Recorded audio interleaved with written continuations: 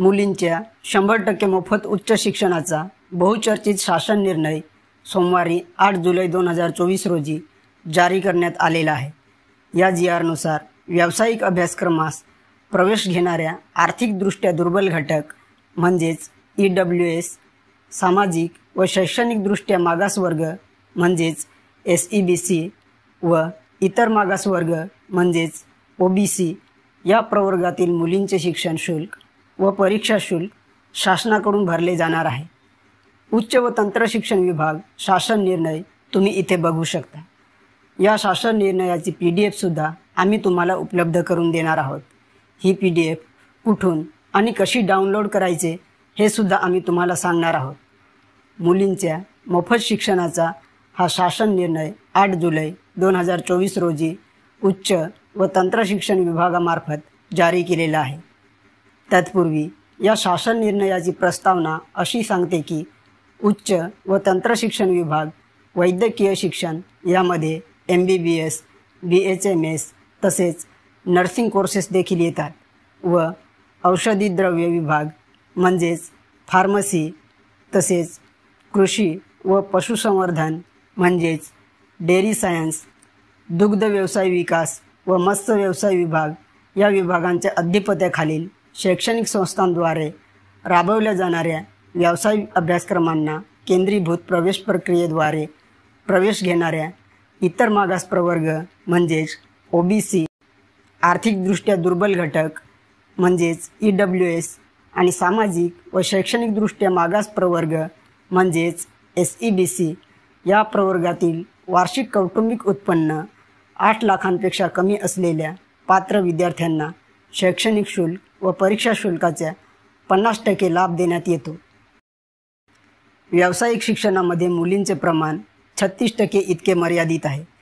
नवीन शैक्षणिक धोरणानुसार व्यावसायिक शिक्षणातील मुलींचे प्रमाण वाढवण्याच्या दृष्टीने व मुलींना समप्रमाणात शिक्षणाच्या व्यापक संधी प्राप्त व्हाव्या तसेच महिला सक्षमीकरणांतर्गत आर्थिक पाठबळाअभावी व्यावसायिक अभ्यासक्रमांचे शिक्षण घेण्यापासून मुली वंचित राहू नयेत ही बाब विचारात घेऊन राज्य मंत्रिमंडळाच्या दिनांक 5 जुलै 2024 रोजी झालेल्या बैठकीतील विचारविनिमयाअंती पुढील प्रमाणे निर्णय घेण्यात येत आहे।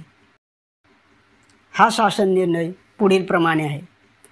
राज्यातील शासकीय महाविद्यालये, शासन अनुदानित अशासकीय महाविद्यालये, अंशतः अनुदानित व कायम अनुदानित महाविद्यालये, तंत्रनिकेतने, सार्वजनिक विद्यापीठे, शासकीय अभिमत विद्यापीठे व सार्वजनिक विद्यापीठांतर्गत येणाऱ्या उपकेंद्रांमधील मान्यताप्राप्त व्यावसायिक अभ्यासक्रमांस मुलींच्या मोफत शिक्षणाबाबत यामध्ये खासगी अभिमत विद्यापीठे आणि स्वयं अर्थसहाय्यित विद्यापीठे वगळण्यात आलेली आहेत। म्हणजेच या विद्यापीठांमध्ये मुलींना शैक्षणिक फीमध्ये सवलत मिळणार नाही।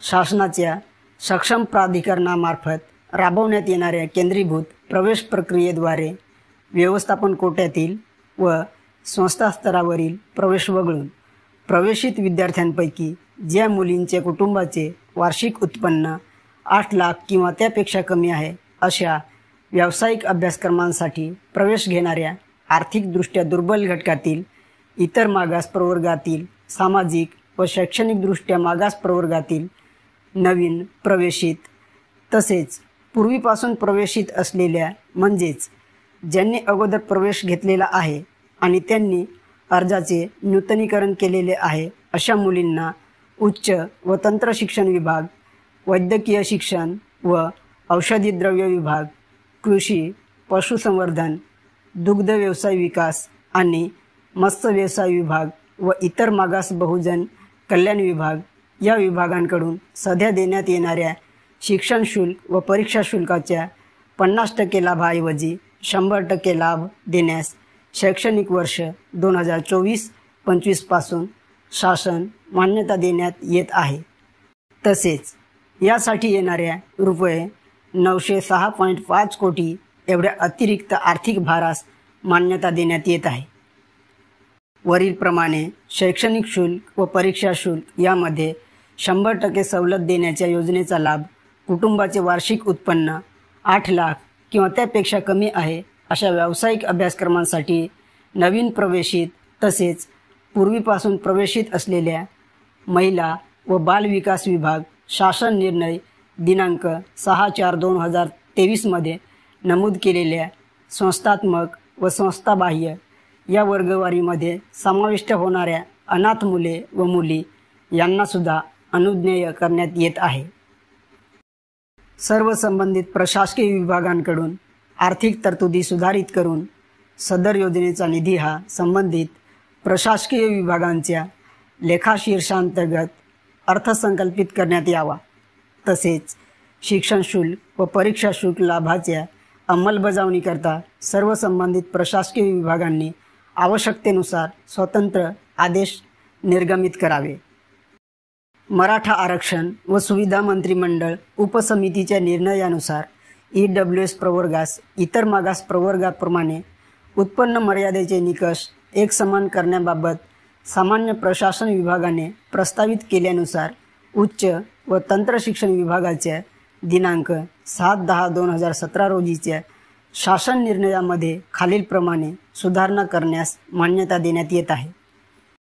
EWS आरक्षणातून प्रवेश घेतलेल्या विद्यार्थ्यांसाठी राजर्षी छत्रपती शाहू महाराज शिक्षण शुल्क शिष्यवृत्ती योजनेअंतर्गत लाभ अनुज्ञेय करताना EWS प्रमाणपत्राऐवजी आई व वडील दोन्ही पालकांचे एकत्रित उत्पन्नावर आधारित सक्षम प्राधिकारी यांनी दिलेले उत्पन्न प्रमाणपत्र अनुज्ञेय करण्यात येत आहे. तथापि जे विद्यार्थी नोकरी करत असतील त्यांच्या आई वडील यांच्या उत्पन्नासोबत विद्यार्थ्यांचे उत्पन्न प्रमाणपत्रासाठी विचारात घेण्यात यावे. EWS आरक्षणातून शैक्षणिक प्रवेश घेतलेल्या विद्यार्थ्यांस राजर्षी छत्रपती शाहू महाराज शिक्षण शुल्क शिष्यवृत्ती योजनेचा लाभ प्रथम वर्षाकरिता मिळाल्यानंतर ही सवलत त्याचा अभ्यासक्रम पूर्ण होईपर्यंत अनुज्ञेय राहील. अशा विद्यार्थ्यांना दुसऱ्या वर्षापासून दरवर्षी उत्पन्न प्रमाणपत्र सादर करण्याची आवश्यकता राहणार नाही. म्हणजेच एका वेळी सादर केलेले उत्पन्न प्रमाणपत्र कोर्स पूर्ण होईपर्यंत वैध राहील. उत्पन्न प्रमाणपत्राबाबतच्या उपरोक्त तरतुदी संस्थात्मक व संस्थाबाह्य या वर्गवारीमध्ये समाविष्ट होणाऱ्या अनाथ मुले व मुली यांना सुद्धा अनुज्ञेय करण्यात मान्यता देण्यात येत आहे. संबंधित प्रशासकीय विभागांनी वरीलप्रमाणे त्यांच्या शासन निर्णयांमध्ये सुधारणा करावी. या व्यतिरिक्त योजनेच्या अन्य अटी शर्ती व कार्यपद्धती कायम राहतील. सदर शासन निर्णय हा दिनांक 5/7/2024 रोजीच्या मंत्रिमंडळाच्या बैठकी मान्यतेनुसार निर्गमित करण्यात येत आहे. महाराष्ट्राचे राज्यपाल यांचे आदेशानुसार व नावाने आणि या ठिकाणी उपसचिव महाराष्ट्र शासन यांची स्वाक्षरी देखील आहे. अशा प्रकारे बहुचर्चित बहुप्रतीक्षित शासन निर्णय अखेर जारी करण्यात आलेला आहे. ही योजना तुम्हाला कशी वाटली? शासनाच्या या योजनेबद्दल तुमचा अभिप्राय कमेंटमध्ये नोंदवा. तसेच या शासन निर्णयाशी संबंधित काही प्रश्न असतील तर कमेंट करा. या शासन निर्णयाची PDF लिंक व्हिडिओच्या डिस्क्रिप्शनमध्ये दिलेली आहे. तुम्हाला हवी असल्यास डाउनलोड करून घेऊ शकता. धन्यवाद.